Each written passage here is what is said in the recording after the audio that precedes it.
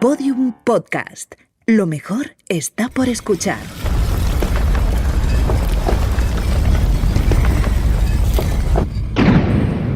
Dentro de la pirámide, con Nacho Ares. Podium Podcast.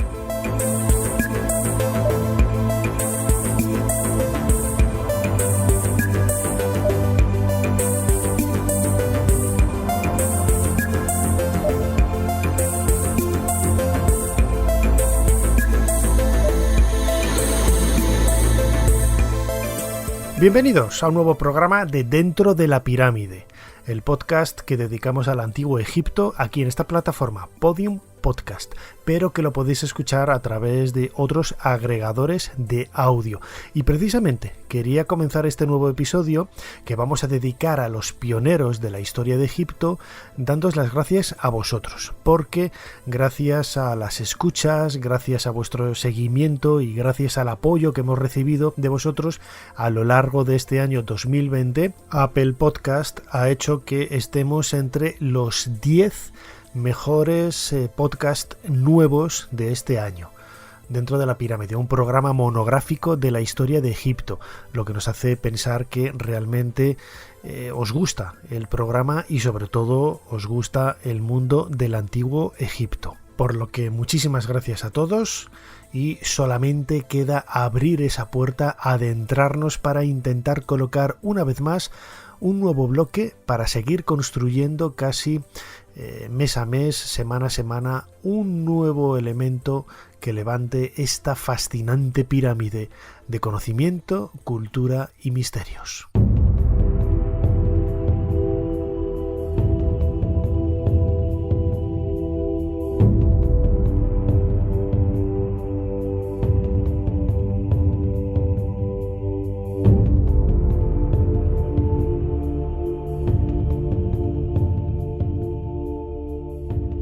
Hace unas semanas, en el canal homónimo que tengo en YouTube, Dentro de la Pirámide, hablábamos de pioneros del antiguo Egipto y quería que esta fuera la versión en audio que ampliara con testimonios de varios investigadores y de varios conocedores de esta historia. El mundo del antiguo Egipto nos ha fascinado no solamente ahora en pleno siglo XXI, que hace que este programa crezca como la espuma, sino que es algo que ha interesado al mundo de Occidente a lo largo de la historia.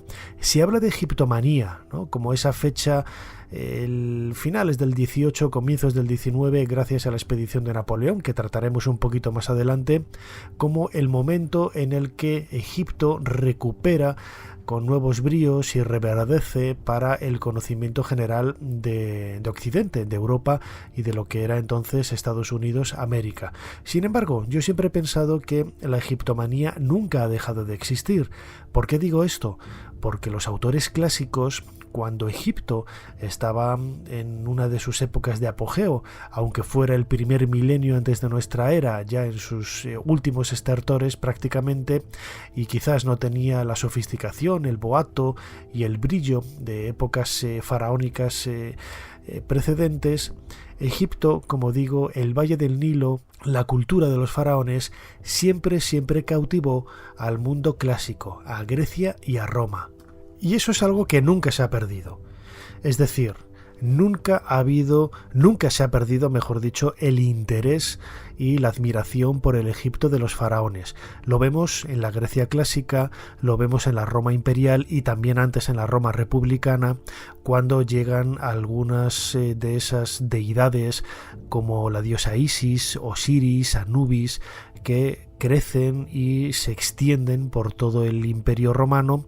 Pasa también a la Edad Media, al Renacimiento, a la Edad Moderna, a la Ilustración y a la época contemporánea. Siempre Egipto ha fascinado al ser humano, de tal manera que podemos ver en referencias de autores clásicos, en dibujos casi fantasiosos, fantasmagóricos, de cómo nos imaginábamos ese Egipto de las pirámides con la esfinge, las tumbas, los dioses con cabeza de animal.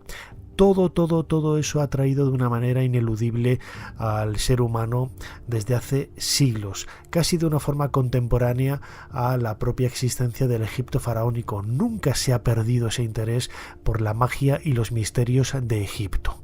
Además, si pensamos que en la Biblia, en el Antiguo Testamento y en el Nuevo también, pero especialmente en el Antiguo Testamento, la vida de los profetas, la vida de las personas que destacaron en ese desierto africano rodeado de pirámides, de esclavitud, de leyendas que han trascendido hasta nuestros días, todo eso colocó a Egipto en un escenario casi fantasmagórico desde un punto de vista del paisaje histórico pues muy irreal, que ha cautivado al mundo occidental desde hace siglos.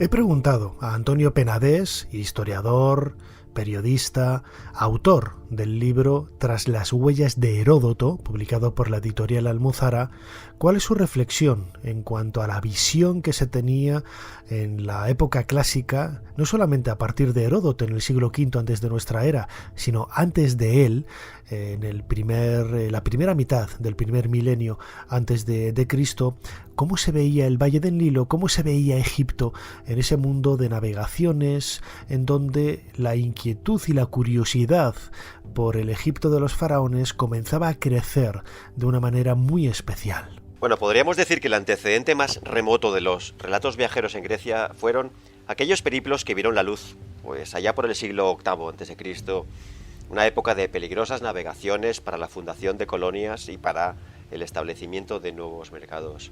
Tenemos a Estílax de Carianda, un explorador cario que, por encargo del rey persa Darío, descendió el río Indo, circunnavegó Arabia hasta alcanzar el Mar Rojo. Más tarde, Hecateo de Mileto preparó su periégesis en la que recogía sus viajes por Europa, Asia, Egipto y Libia. Y otro Milesio, el filósofo Tales, también viajó y aprendió en Egipto, al igual que Pitágoras y el ateniense Solón. Heródoto dedica varias de sus digresiones a las hazañas de otros viajeros insignes, como por ejemplo la singladura del mercader Samio Coleo, que en el siglo VII a.C. cruzó el Mediterráneo de parte a parte y, saliendo de la isla de Samos, alcanzó el reino de Tartesos, en la península ibérica. Y también nos refiere Heródoto a la circunnavegación de África llevada a cabo por marineros fenicios con el patrocinio de Necao II, el faraón egipcio que también ordenó sin éxito la excavación de un canal en el desierto para conectar el río Nilo y el Mar Rojo. También encontramos un precedente en Polícrates, tirano de Samos de mediados del siglo VI, a quien Heródoto presta especial atención y del que destaca su íntima amistad con el faraón Amasis. Polícrates y Heródoto, diametralmente opuestos en casi todo, coincidieron de pleno en el deslumbramiento que les causó Egipto.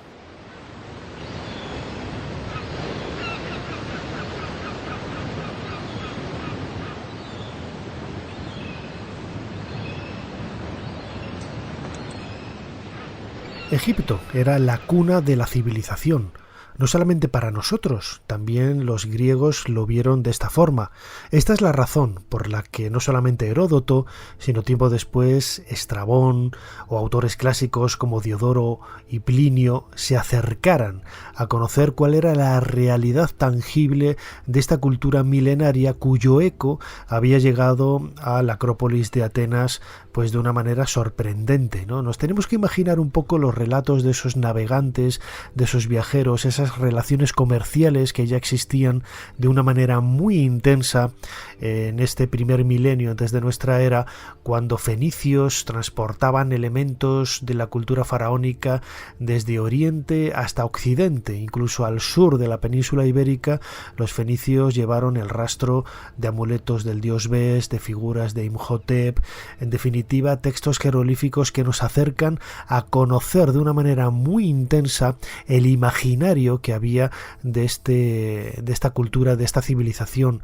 Y no solamente eso, sino que muchos sabios como Platón, como Pitágoras, estudiaron y aprendieron en Egipto. No sabemos si estas biografías, estos relatos se están haciendo eco de algo real. Es decir, no sabemos si Platón estuvo en Egipto, si Solón, si otros autores también estuvieron allí. Pero estaba de moda decir que tú habías estudiado en Egipto. Alejandría en aquella época había sustituido ya el eco de la cultura de Atenas, y estar en este país, en el Valle del Nilo, implicaba un conocimiento extraordinario, no solamente por la prolongada historicidad de esos 3000 años de historia del Valle del Nilo, sino porque allí en Alejandría, en los templos egipcios, se concentraba todo el saber, toda la cultura del momento. Y esta es la razón principal por la que Jesús de Nazaret, por ejemplo, hay una leyenda que dice que huyó de Herodes y se refugió en Egipto. Yo no creo que fuera real este hecho, lo hemos comentado en otros episodios aquí en Dentro de la Pirámide, pero no es más que una referencia que coloca una vez más a Egipto en esa cuna del conocimiento, y de ahí que Heródoto se acercara hasta el Valle del Nilo para transmitirnos, como si fuera un periodista, como si fuera un reportero del siglo V antes de nuestra era, cómo era la vida en la tierra de los faraones. A raíz de la marcha del rey persa Cambises sobre Egipto, Heródoto dedica la totalidad de su libro segundo a las costumbres, la biología, la historia y la religión de la que para él es una tierra milagrosa. Y es que, en efecto, su estancia allí causó una profunda huella en Heródoto, y él sació su inmensa curiosidad conversando con egipcios de cualquier clase social. Él debió tener un traductor a su disposición y tomando nota de cuanto veía. Quedó fascinado con el desierto y con el Nilo, su antítesis.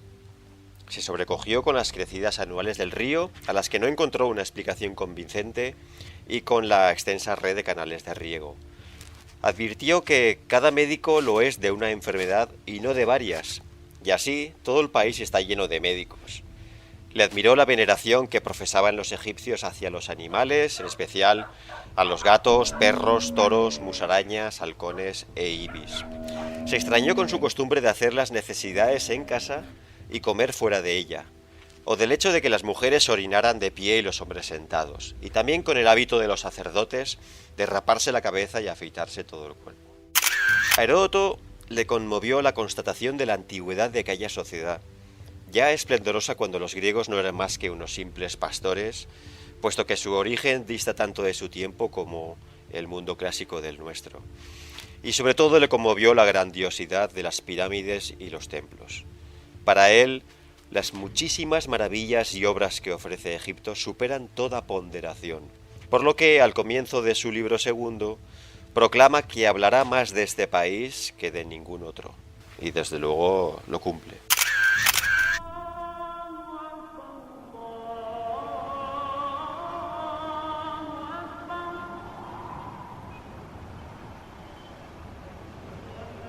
A lo largo de la Edad Media hubo diferentes viajeros que nos han dejado testimonio, algunos de ellos viajeros o cronistas árabes, mejor dicho, que nos hablan un poco de las leyendas que había en relación a los monumentos egipcios. Muchas de ellas, por ejemplo, están relacionadas con supuestos espíritus legendarios que cuidaban estos monumentos, algo que incluso ha llegado hasta nuestros días.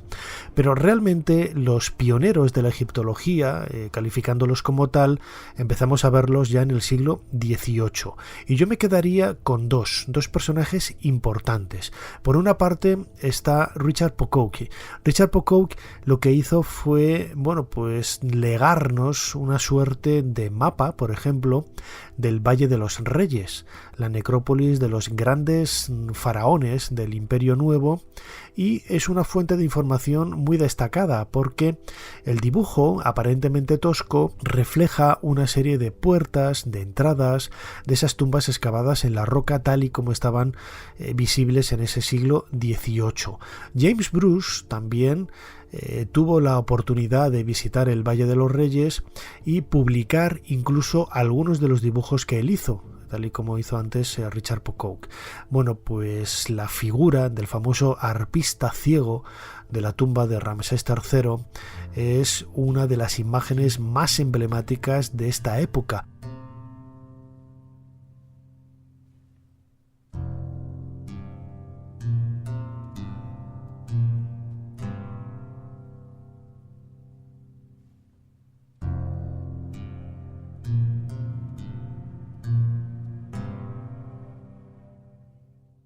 algo que debieron de conocer los sabios que luego acompañaron a Napoleón.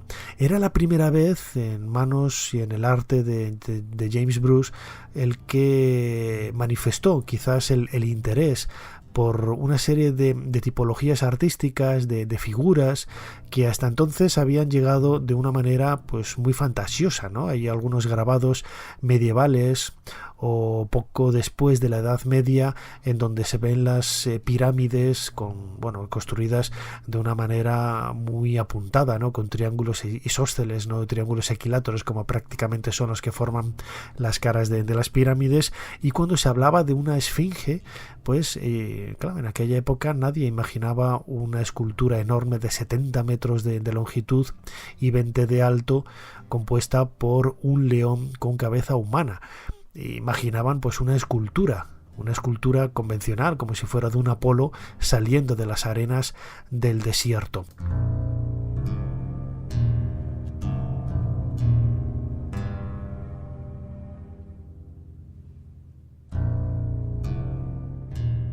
¿Qué es lo que buscaban todos estos viajeros? ¿Qué es lo que les atraía de forma tan increíble para dejarlo absolutamente todo en sus ciudades de origen? Pensemos que muchos de ellos eran gente adinerada que había dejado sus casas, sus familias, sus trabajos, sus riquezas para adentrarse en la investigación y en la exploración de un lugar que seguramente, a través de la Biblia y del relato de algunos autores clásicos, tenían en la imaginación de una forma absolutamente deformada, valga la redundancia, a la realidad que ellos descubrieron una vez se asentaron en el Valle del Nilo. ¿Por qué sintieron esas ganas de viajar a un lugar tan lejano y al mismo tiempo peligroso? Esta es la pregunta que le he hecho a Chris Naunton. Chris Naunton es egiptólogo, un egiptólogo británico. Seguramente muchos de vosotros lo conoceréis por su aparición en documentales de televisión. Él también está fascinado por esa historia de los primeros pioneros de la egiptología y ha publicado con la editorial Blume un libro que recomiendo desde aquí: Cuadernos de notas de los primeros egiptólogos. Naunton nos cuenta cuál es la razón que puede haber detrás de estos viajes de tantas personas, tantos aventureros, a comienzos de la Edad Moderna. Creo que si hablamos de los primeros viajeros que trato en el libro, sus motivaciones fueron variadas. Pienso en concreto en un inglés de nombre George Sandys que viajó a principios del siglo XVII, o en Frederick Norden, que era danés y que coincidió en el tiempo en sus viajes con el británico Richard Pocock. Ambos estuvieron en Egipto en el mismo momento de la década de 1730. Creo que en todos estos casos los viajes estaban motivados por la búsqueda del conocimiento. Eran viajes de exploración que tenían como destino no Egipto necesariamente. En muchos casos estaban viajando por Europa y el Mediterráneo. En el caso de estos tres que he mencionado, cuando visitaron el Valle del Nilo, creo que no tenían la idea de los relatos de los autores clásicos, sino una idea anticuada de cómo eran las ciudades y los grandes monumentos del Egipto faraónico. Desde mi punto de vista, creo que es muy curioso que no tuvieran ninguna motivación relacionada con la Biblia. Quizá porque eran personas muy racionales, pero sí, es cierto, en eso Nacho tiene razón. Creo que tiempo después, en el siglo XIX, cuando comienzan las excavaciones, las cosas cambiaron. Los trabajos del Fondo para la Exploración de Egipto es cierto que estaban enfocados y tenían mucho interés en la arqueología, pero no es menos cierto que también buscaban evidencias de la Biblia o del Antiguo Testamento. Aunque no se tratara del mismo lugar, sí que podríamos decir que Egipto era como una meta de viajeros. Unos iban al Polo Norte y otros a conquistar el Everest. Se trataba de viajes de exploración para descubrir qué había allí. Por lo tanto, creo que lo que había detrás era una suerte de aprendizaje, conocimiento, más que una razón propiamente religiosa. Motivated thing than something which is more specifically religious.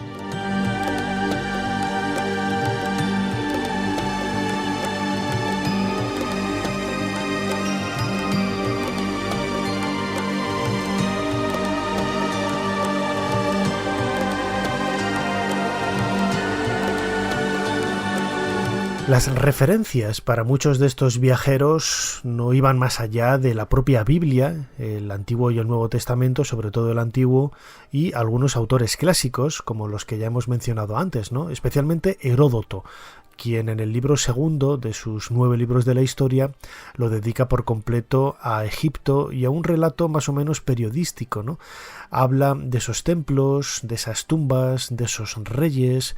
Todo ello debió de crear un conjunto increíble en la cabeza de los primeros aventureros, primeros exploradores que fueron hasta Egipto. Un mundo en el que la mujer, por desgracia, todavía no tenía el posicionamiento social y sobre todo la capacidad de poder ir y realizar esos trabajos que hoy en la actualidad o a partir ya del siglo XIX con Amelia Edwards, por ejemplo, que fue la pionera y la que rompió un poco las barreras en este sentido, pues estaba en un mundo controlado por los hombres, ¿no? Nos tenemos que imaginar ese mundo faraónico en el siglo XVIII embadurnado y cubierto de una sociedad musulmana, todo lleno de mezquitas, todo lleno de elementos culturales diametralmente opuestos al mundo de los faraones, algo que debió de sobrecoger y llamar mucho la atención a todos esos primeros viajeros.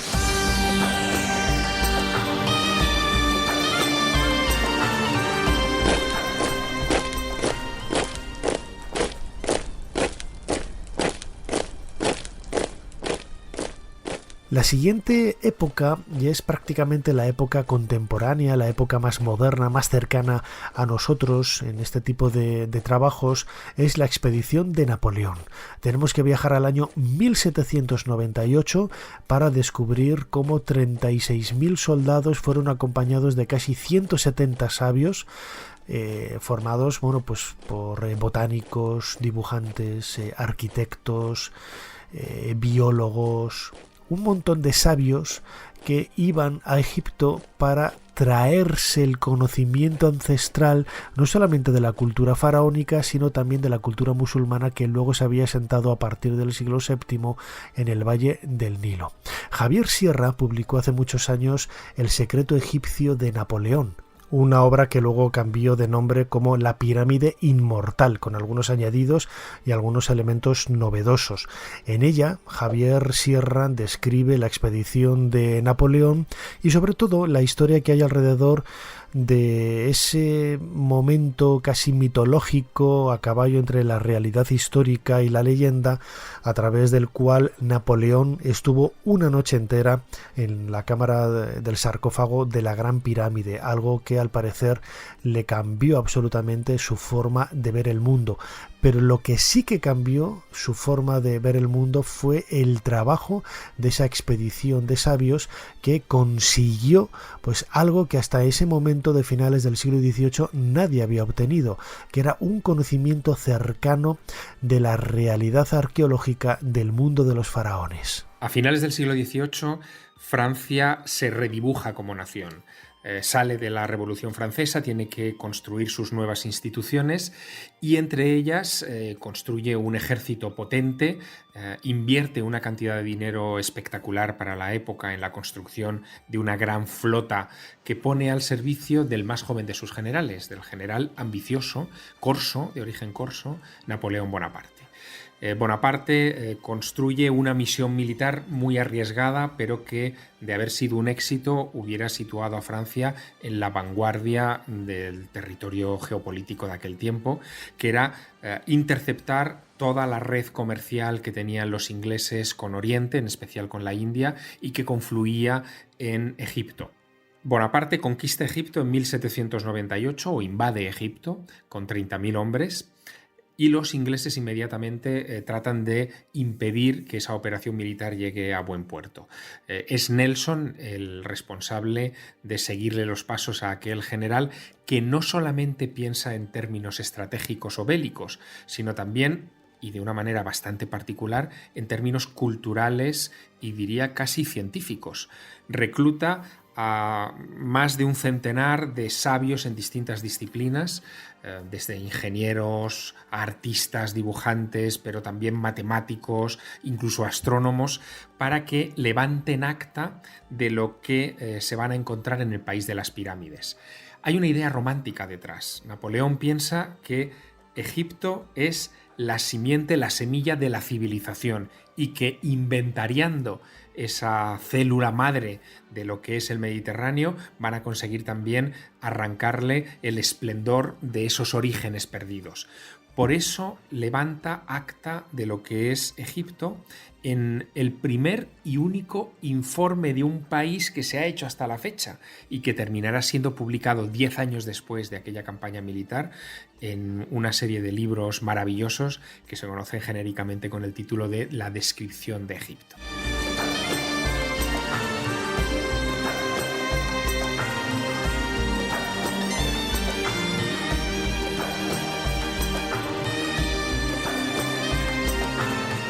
No tenemos que olvidarnos de que en aquella época la escritura jeroglífica todavía no había sido traducida. Quedaban muchos años, más de 20, hasta que Jean-François Champollion consiguiera descifrarla en el año 1822. Aún así, tenemos que hacer un ejercicio de imaginación y pensar cómo todos esos sabios se enfrentaban a monumentos cubiertos con extraños símbolos que ellos interpretaban lógicamente como una escritura, pero que no sabían ni a quién hacía referencia ni qué era lo que les estaba contando. A pesar de todo, consiguieron un detalle absolutamente prístino a la hora de plasmar esos monumentos en sus acuarelas, en sus dibujos y en sus bocetos. Cuando hoy vemos los trabajos de los artistas de la expedición de Napoleón y los cotejamos con los originales, pues casi 200 y pico años después te das cuenta de que trabajaron con, pues perseverancia y sobre todo con una técnica que más allá de lo rápido que por ejemplo puede realizarse en la actualidad una fotografía, pues esos bocetos, esos bosquejos, esas acuarelas eran muy exactas. Y no hay que olvidar que estos sabios que acompañaron al ejército de Napoleón estaban en guerra, luchando contra los mamelucos y contra los ingleses. Y a pesar de todo, en pleno campo de batalla, mientras los soldados en una orilla estaban luchando y perdiendo la vida contra los enemigos, ellos estaban en la otra dibujando y sacando esos bosquejos. Y el resultado fue absolutamente increíble. En pocos años empieza a ver la luz la llamada Descripción de Egipto, una obra, muchos volúmenes, que acercaba por primera vez a Occidente una realidad muy directa y muy exacta del Egipto de los faraones. En la actualidad se puede consultar a través de las diferentes ediciones facsímiles que hay y, si tienes suerte y tienes dinero, te puedes comprar hasta una original, ¿no? Yo recuerdo hace unos años en Maastricht, en una feria de antigüedades, en el TEFAF, en Holanda, pude ver una de las ediciones originales que se vendía por 1 millón de euros. A mí me parecía un precio muy barato cuando vemos un poco las cantidades que se alcanzan con otros elementos de nuestra vida cotidiana, ¿no? Como en el mundo del deporte. Pero esta joya absolutamente increíble, nosotros en España contamos con varias copias, insisto, es quizá el mejor reflejo de ese Egipto faraónico dado por esos pioneros de la egiptología, pues a finales del siglo XVIII. Resulta extraño que en muchas ocasiones los archivos, los dibujos, las anotaciones, los bocetos, los mapas para los primeros egiptólogos no eran el final del trabajo. Se hacían con el fin de que estos viajeros pudieran compartir con otros los resultados de las exploraciones, lo que habían visto cuando regresaban a casa. Normalmente se hacía en formato de libro. Muchos egiptólogos, incluso hoy, creen que ese material se publicaba y después los originales se tiraban. Pero no, todo eso se conserva. Son retratos de un momento y de un instante determinado, como por ejemplo una pintura de las pirámides con edificios que ya han desaparecido. Lo que se publicaba en el siglo XIX eran grabados en blanco y negro, sacados de originales en color de un tamaño enorme. Estos dibujos se depositaron en bibliotecas y fueron olvidados. Una de las cosas que he querido ofrecer en este libro es el aspecto de los originales con su color y sus medidas reales. Esto es lo que he querido mostrar, esos dibujos originales tan maravillosos. Howard Carter trabaja por primera vez en Egipto como dibujante en las tumbas de Beni Hasan y era realmente bueno. Es conocido por el descubrimiento de la tumba de Tutankamón, pero muy poca gente conoce su faceta como pintor y muchos lo consideran el mejor artista que ha trabajado nunca en Egipto haciendo este tipo de trabajo. Más tarde, cuando apareció la fotografía y se hizo posible publicarlas, las pinturas sencillamente dejaron de usarse. And it became possible to publish photographs, the paintings they were dropped.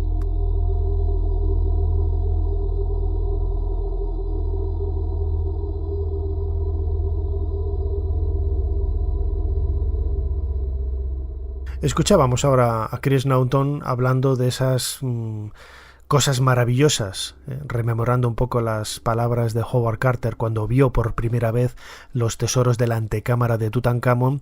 Si hacemos alusión a esas viejas obras, a esas viejas acuarelas o dibujos que esos pioneros de la egiptología realizaron sobre el terreno en el siglo XVIII o comienzos del siglo XIX. Llama mucho la atención que todos ellos fueran absolutos genios, artistas, pintaban de una manera increíble la realidad que tenían delante de sus ojos. Y lo más llamativo de todo es que gran parte, como decía ahora Chris Naughton, de esa arte, de esos artes tan manuales, se han perdido con el paso del tiempo en el momento en que apareció la fotografía. Hoy, en la actualidad, dibujamos siendo niños y poco más, ¿no? A mí porque me gusta el dibujo y me gusta ir con un cuaderno siempre, y en mi diario de viaje, cuando voy a sitios y tomo notas de las cosas que veo, de los elementos que me encuentro en una librería, en un restaurante, y pego las etiquetas de las cosas. Bueno, pues me gusta dibujar, ¿no? Me gusta dibujar paisajes, me gusta dibujar personas, y me gusta tener un acceso indirecto, pero también directo, de esa realidad que me rodea por medio del dibujo, que tampoco es que sea un genio de las artes plásticas, pero es mi propia realidad, ¿no? Y de alguna forma estos pioneros de la egiptología lo que conseguían con esos dibujos era no solamente recordar de una manera muy viva lo que tenían delante, sino transportar y compartir con los miles de personas que luego iban a leer esos libros ilustrados en Europa, cómo era el mundo de los faraones. Algo inigualable que se consiguió, por ejemplo, con la descripción de Egipto en el primer tercio del siglo XIX, esos volúmenes, el resultado de la obra de investigación de la expedición de sabios de Napoleón, que nos comenta Javier Sierra. La descripción de Egipto es un proyecto enciclopédico, bebe de hecho de ese espíritu de Diderot y d'Alembert, de la enciclopedia, de querer atesorar sobre papel impreso todo el conocimiento posible de un determinado asunto, de una materia o en este caso de un territorio. La descripción de Egipto viene acompañada también con una ambición personal de Napoleón. En el frontispicio de cada uno de los tomos venía el monograma de Napoleón, la N aureolada de Napoleón, como tratando de mostrar al mundo que había sido él y no ningún otro el que había logrado arrancar todos los secretos del antiguo Egipto. No solo los secretos de la civilización egipcia, también los zoológicos, los botánicos, la geografía está representada en ese fabuloso informe. Y además destina recursos que desde el punto de vista de la historia del libro son inéditos. Es la primera vez que se imprimen libros con láminas a color. Es la primera vez que se imprimen libros de ese enorme formato, que pasarían a la historia como verdaderos tesoros. Era tan singular aquel proyecto que mandó a varios carpinteros que construyeran un mueble específico para albergar aquellos libros con el frontispicio del templo de Dendera. Eran tan caros aquellos tomos que salieron de las imprentas francesas que apenas se vendió ninguno, y Napoleón terminó convirtiéndolos en regalos de Estado. De esa manera se aseguraba que podía deslumbrar a naciones vecinas entregándoles copias de ese fabuloso informe o radiografía de lo que era el foco de origen de nuestra civilización.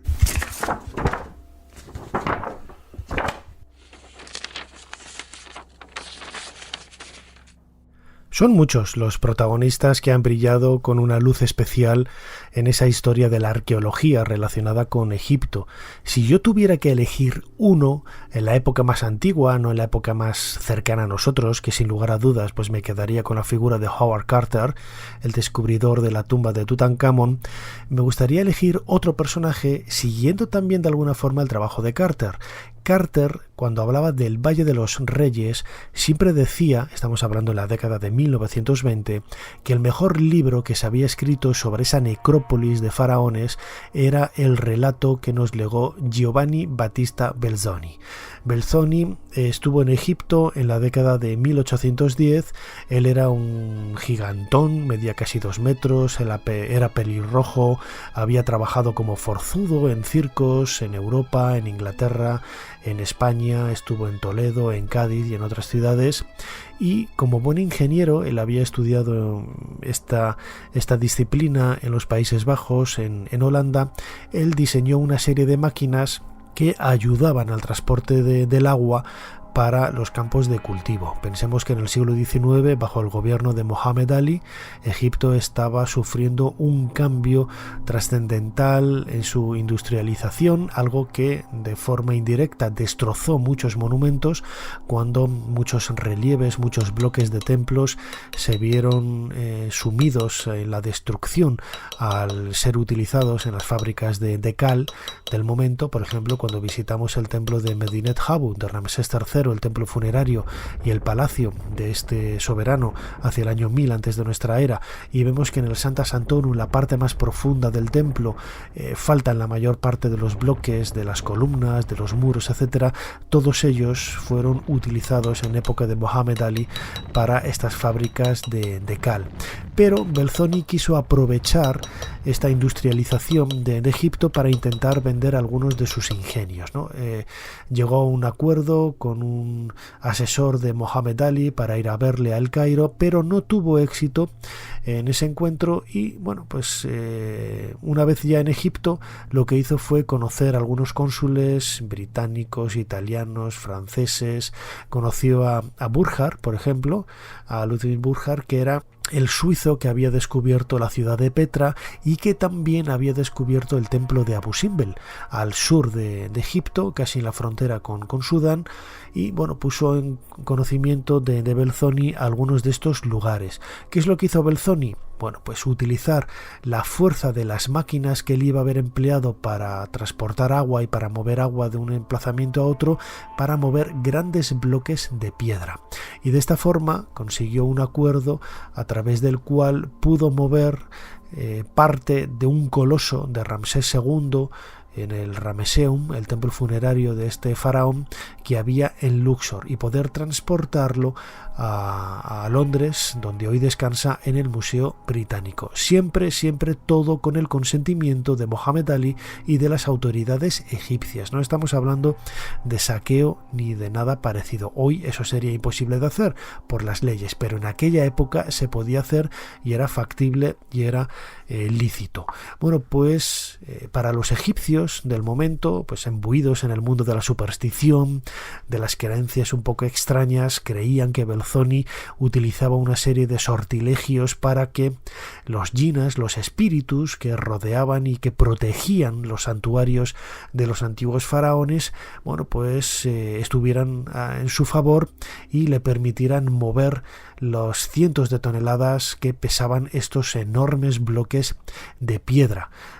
Para ellos era increíble, ¿no?, que solamente con la fuerza bruta se pudiera arrastrar la parte superior de ese coloso sedente que había en el templo de Ramsés II y que se había venido abajo hace siglos por un terremoto, pudiera ser arrastrado hasta la orilla del río del Nilo y de ahí ser transportado hasta Alejandría, Mediterráneo y llegar a Londres. Chris Naunton, egiptólogo, autor de este libro Cuadernos de nota de los egiptólogos, nos habla de la figura de Giovanni Battista Belzoni. He, in many ways, is the first excavator De alguna forma, él fue el primer excavador de Egipto. Nadie puede negar que realizó descubrimientos sensacionales y su trabajo hizo que la egiptología avanzara considerablemente. Llega a Egipto sin ninguna preparación como egiptólogo o arqueólogo. Se introduce en este mundo porque era una de las actividades más importantes de la comunidad europea en esta época. Aunque era italiano, tenía un vínculo muy importante con los británicos debido al encargo que recibió de transportar la estatua que se conoce como el joven Menón, hoy en el Museo Británico, y que se creía que no se podría mover porque era enormemente grande. Pero lo consiguió, y pronto tuvo inquietud por buscar y descubrir más cosas. Era una persona culta y sabia, y por las investigaciones que hizo, debía de haber más tumbas en el Valle de los Reyes de las que se habían descubierto hasta ese momento. Excavó en algunos sitios clave y descubrió unas 10 tumbas, como la de Ay, el sucesor de Tutankamón, la de Ramsés I, el primer faraón de la 19ª dinastía, y especialmente la de Seti I, que seguramente siga siendo en el Valle de los Reyes la más espectacular en términos de tamaño y decoración.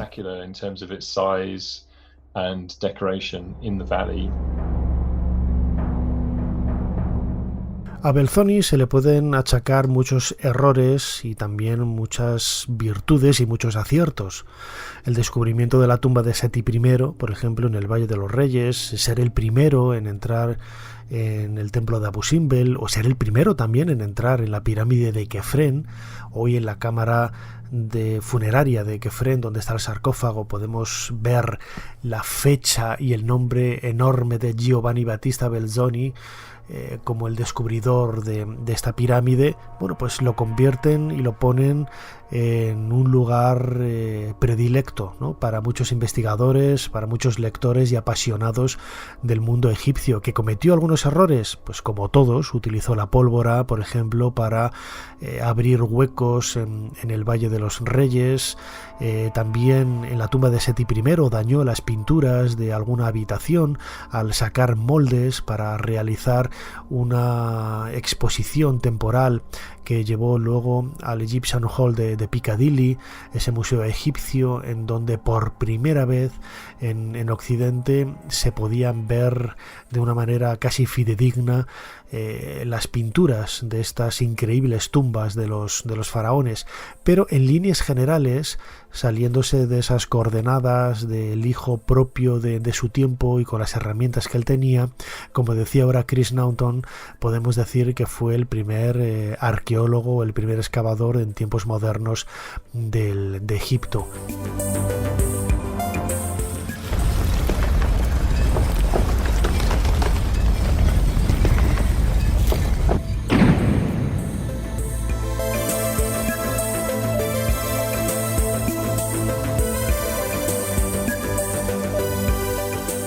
Cerramos esa puerta de la pirámide, una vez más, un nuevo episodio aquí de Dentro de la Pirámide en Podium Podcast, que hemos dedicado a los grandes pioneros de la egiptología. Hay muchísimas personas, hay muchísimos nombres, la mayor parte de ellos varones, hay también muchas mujeres, sobre todo artistas, ¿no?, que han pasado casi desapercibidas a la sombra quizás del eco más llamativo de la figura de sus esposos o de otros hombres, ¿no?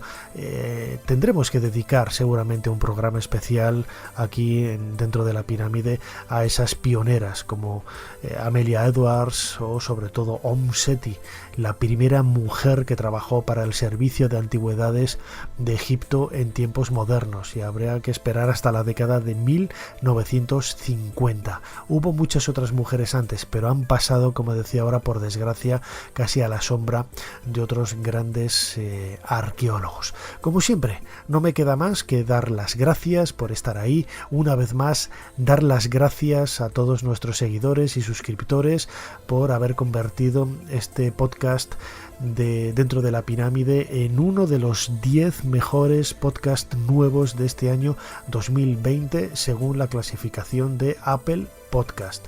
Dar las gracias también a Podium Podcast por la confianza que puso en nosotros hace unos meses para comenzar este nuevo proyecto. Desde mi punto de vista más personal, pues entusiasmado, ¿no?, con lo que más me ha gustado siempre, ser Egipto loco, y recordar una vez más que podéis estar en contacto con nosotros a través de las redes sociales, a través de mi página web nachoares.com, de ese canal de vídeo Dentro de la Pirámide en YouTube, en donde complementamos con vídeos, con imágenes, los temas que tratamos en estos audios, y no queda más que convocaros para dentro de muy poco vernos aquí, Dentro de la Pirámide. Hasta entonces.